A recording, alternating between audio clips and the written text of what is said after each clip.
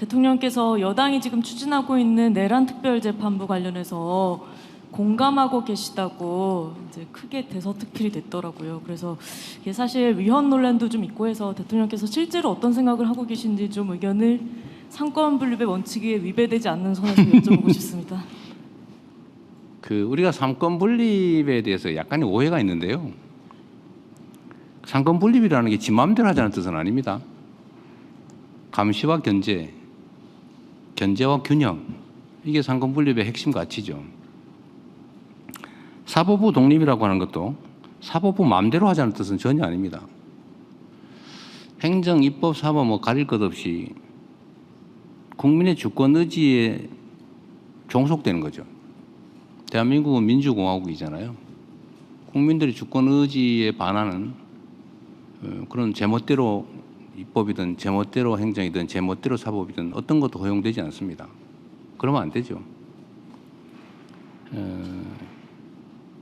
저는 모든 것은 국민의 뜻에 달려 있다고 생각해요. 국민의 뜻을 가장 잘 반영하는 것은 국민이 직접 선출한 선출 권력들이죠. 임명 권력은 선출 권력으로부터 2차적으로 권한을 다시 나눠받은 거예요. 그래서 대한민국에는 이 권력의 일종의 서열이 분명히 있습니다. 직접 선출 권력. 최고 권력은 국민이죠. 국민 주권. 그리고 직접 선출 권력. 간접 선출 권력. 근데 이걸 우리가 가끔씩 망각해요.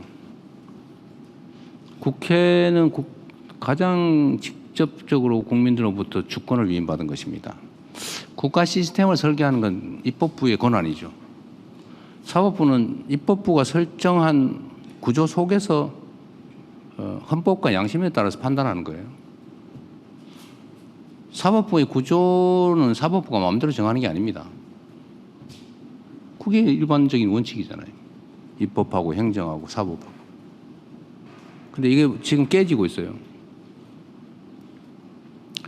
대한민국은 민주공화국인데 근데 국민들의 주권 의지가 발현되는 장치가 정치 아닙니까? 정치.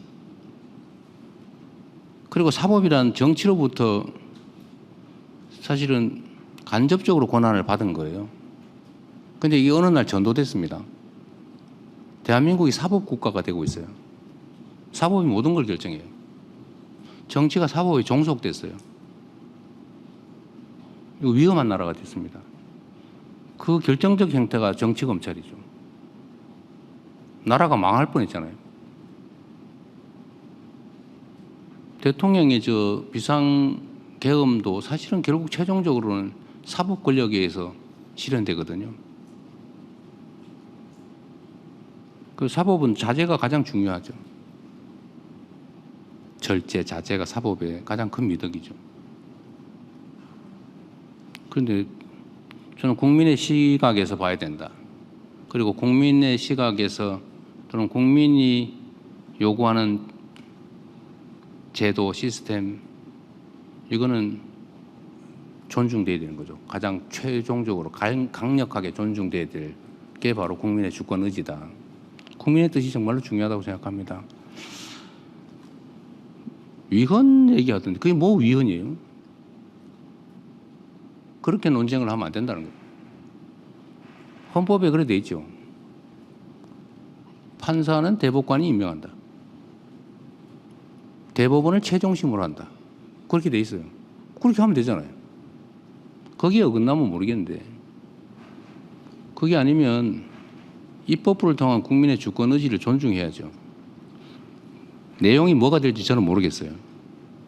그러나 저는 행정을 하는 사람으로서 대한민국을 대표하지 않습니까? 그리고 국민들로부터 집행 권한을 위임받은 사람이죠. 그래서 입법이든 사법이든 정도에서 벗어나지 않게 하는 것도 제 역할이라고 보기 때문에 입법부와 사법부가 이 문제로 다투면 저도 의견을 낼 수는 있죠. 그래서 말씀드리는 겁니다.